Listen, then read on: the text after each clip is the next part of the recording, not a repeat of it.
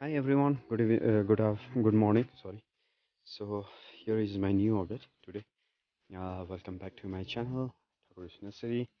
So तपाईँलाई फेरि पनि स्वागत गर्न चाहन्छु र आउनुहोस् आजको नयाँ भ्लगबारे जानौँ र आजको मेरो नयाँ भिडियो अथवा भ्लग रहेको छ एजिलियाको रिपोर्टिङबारे। तर त्यस अगाडि म सानो मात्रामा मेरो नर्सरीको नयाँ अपडेटहरू प्लान्टहरू देखाउन चाहन्छु। यो तपाईँले देख्न सक्नुहुन्छ यहाँनिर स्टक राखिएको छ। स्टकलाई सुसज्जित गरेर राखिएको छ जसले अब थोरै समयमा नै यसले फुल्न सुरु गर्ने चाहिँ तपाईँले यहाँनिर कोपिला देख्न सक्नुहुनेछ र यसरी स्टक यहाँ राखिएको छ। यो अहिले 6 इन्च पटमा छ भने यसलाई फेरि हामी रिपोर्टिङ गरेर फाइनल 8 इन्च पटमा हामी राख्नेछौँ र त्यसरी नै यहाँनिर पिटुनिया पनि तपाईँले देख्न सक्नुहुन्छ एकदम असल हेल्थमा रहेको छ, एकदमै राम्रो बुस्सी भएर आइसकेको छ। सायद तपाईँले मेरोबाट लिनुभएको छ भने तपाईँको पनि यस्तै भएर आउँथ्यो होला। अनि यो बुस्सी पिटुनिया पनि एकदमै राम्रो भएको छ र यसलाई पनि हामी अलिक 15 दिन बाद चाहिँ हामी 8 इन्च पटमा रिपोर्टिङ गर्नुपर्ने हुनेछ। र यहाँनिर क्यालेन्चो छ, यसमा यहाँनिर क्यालेन्चो चाहिँ सानो छ, जुन चाहिँ रहेको सानो थियो त्यो क्यालेन्चोलाई पनि हामीले रिपोर्टिङ गरेका थियौँ। र क्यालेन्चो मात्रै यस्तो हो जसलाई चाहिँ अब हामी यसलाई ठुलो पटमा हाल्ने जरुरत छैन, यसले यसमै फुल्छ। र तपाईँले पिन्जी देख्न सक्नुहुन्छ, पिन्जी पनि एकदमै हेल्दी भएर आइसकेको छ। अनि त्यसमा डबल क्यालेन्डुला छ एक्सेट्रा। अरू फुलहरूमा चिरिन्जी रहेको छ म अहिले। अन्त यहाँ चाहिँ मेरो क्यालेन्डो छ जुन चाहिँले चाहिँ अब छिटै मात्रामा ब्रान्चिङ सुरु भइसकेको छ। यसको तपाईँले देख्न सक्नुहुन्छ ब्रान्चेसहरू तपाईँले सुरु भइसकेको छ। अब यसले ब्रान्च रेडी गरिसकेको छ, ब्रान्चहरू आउन थालिसकेको छ र यो ब्रान्चेस डेभलप हुँदै गएपछि चाहिँ यो बुसी भएर आउँछ। धेरै मात्रामा नै छ क्यालेन्चो पनि लिएर लगाएको छौँ अनि कति त एकदमै सुरु भइसकेको छ। यस ब्रान्चिङ भएर पनि फुल्नु कतै बड दिनु सुरु भइसकेको छ। ओके, सो यो भयो क्यालेन्चोको अपडेट। यहाँ प्लान्ट्स छ सक्नुहुन्छ जसलाई चाहिँ छिटो नै मैले रिपोर्टिङ गर्नुपर्ने अवस्था पुगेको छ। ओके, धेरै समय खेर नफलाउँ, फेरि भिडियो हेर्नलाई पनि अल्छी हुन्छ। धेरैले कमेन्ट गर्नुभएको छ तपाईँको भिडियो लामो हुन्छ भनेर, सो छोटकरीमा बनाउन चाहन्छु। यो मेरो बोगनभिलिया, यहाँनिर मेरो हिबिस्कस जसलाई पनि कटिङ अनि रिपोर्टिङ गर्नु बाँकी छ। र एक्चुअली आज भने म एजिलिया तपाईँले यहाँ जुन देख्नु भइरहेको छ यो एजिलिया एकदमै मसिनो पटमा अनि यसको मल सकिसकेको छ।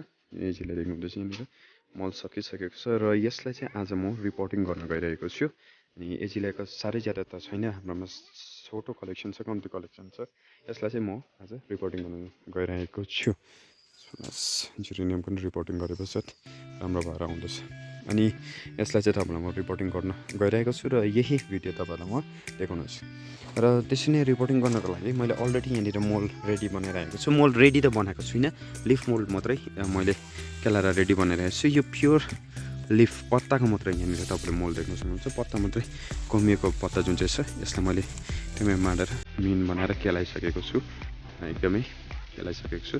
र यो चाहिँ एकदमै चिफ इन्ग्रिडियन्ट हो एजिलियाको मलको लागि।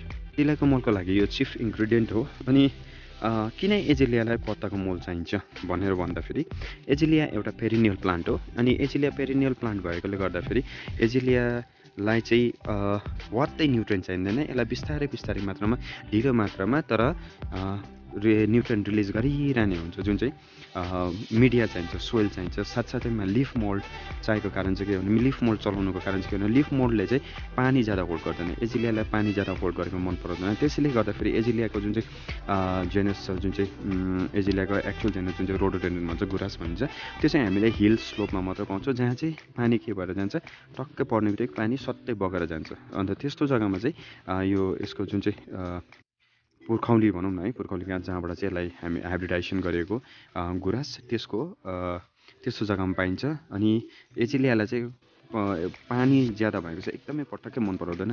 त्यसैले गर्दाखेरि लिफ मोल्ड चलाउनुपर्छ। र लिफ मोल्ड चलाउने दुईवटा कारण चाहिँ के हो भन्दाखेरि एउटा लिफ मोल्डले ज्यादा पानी होल्ड गर्दैन, अर्को कारण चाहिँ के हो भन्दाखेरि लिफ मोल्डले चाहिँ बिस्तारै मात्रामा न्युट्रिएन्ट रिलिज गर्छ र धेरै लामोसम्म न्युट्रिएन्ट दिइरहन्छ।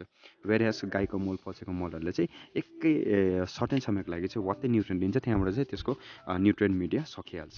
ओके फर्टिलाइजेसन सकिहाल्छ त्यसैले गर्दाखेरि चाहिँ लिफ मल चलायो तर लिफ मल मात्रै चलाउनु काफी छैन यसमा बलुवा पनि तपाईँले मिक्स गर्नुपर्छ र अरू हेरी चाहिँ अरू फुललाई जुन चाहिँ म तपाईँलाई भिडियो बनाउँछु त्यसमा जहाँ म गाईको मल पनि मिसाएको हुन्छु होइन बलुवा पनि मिसाएको हुन्छु र तपाईँले याद गर्नुभएको छ भने अरूमा चाहिँ म बलुवा धेरै कम्ती मिक्स गर्छु वेयरएज एजिलियामा चाहिँ म बलुवा अलिक ज्यादा नै मिक्स गर्नुपर्छ र मैले बलुवा ल्याइसकेको छु मेरोमा अलरेडी रिभर पोर्सन थियो र त्यो ल्याइसकेको छु अनि लगभग मैले वेटको हिसाबले भने वेटको हिसाबले हामीले यदि वेट गऱ्यौँ भने लगभग बलुवालाई मैले यो लिफ मल जुन चाहिँ एकदमै ड्राई लिफ मल छ त्यो बराबर नै मिसाउन आँटेको छु तर बाई वेट है फेरि बाई कम्पोजिसन गर्नु भने चाहिँ बलुवा ज्यादा हुन्छ सो बाई वेट चाहिँ बलुवा र यो जुन चाहिँ लिफ मल छ बाई वेट चाहिँ बराबर पनि एड गर्नु होला ओके सो अलमोस्ट बराबर कि सो गर्दैछु म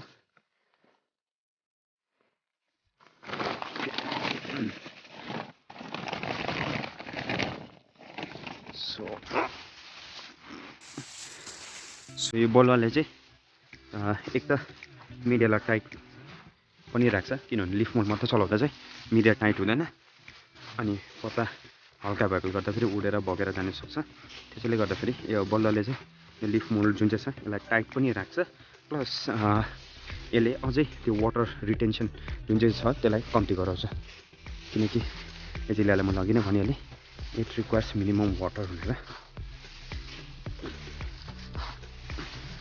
तपाईँले यसको जग्गामा यदि तपाईँकोमा बलुवा छैन भने तपाईँले बलुवाको बदली तपाईँले उयो चलाउन सक्नुहुन्छ परलाइट पनि चलाउन सक्नुहुन्छ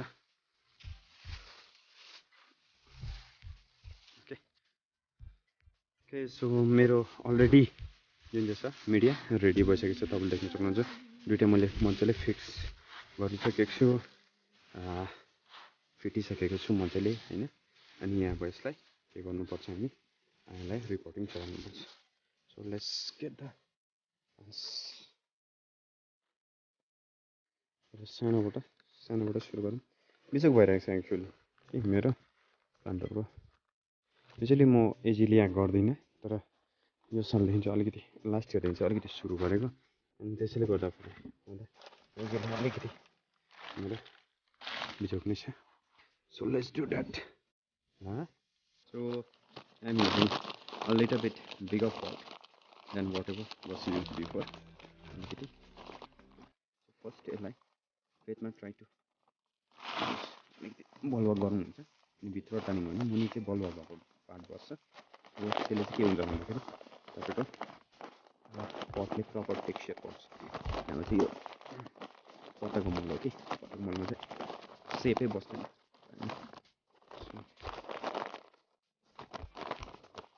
कम्ती मात्रामा भर्ने एन्ड बिस्तारै बिस्तारै निकाल्ने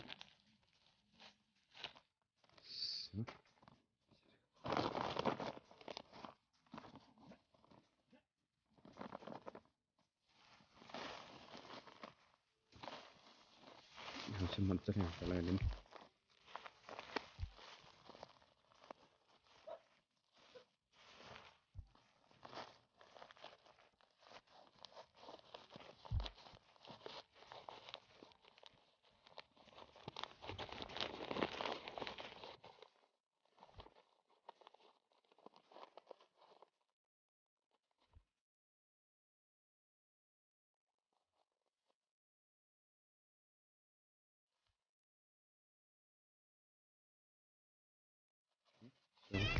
त्यो जुन चाहिँ मेन बिचको भाग थियो यसको त्यसलाई ज्यादा डिस्टर्ब नगरिकन खालि साइड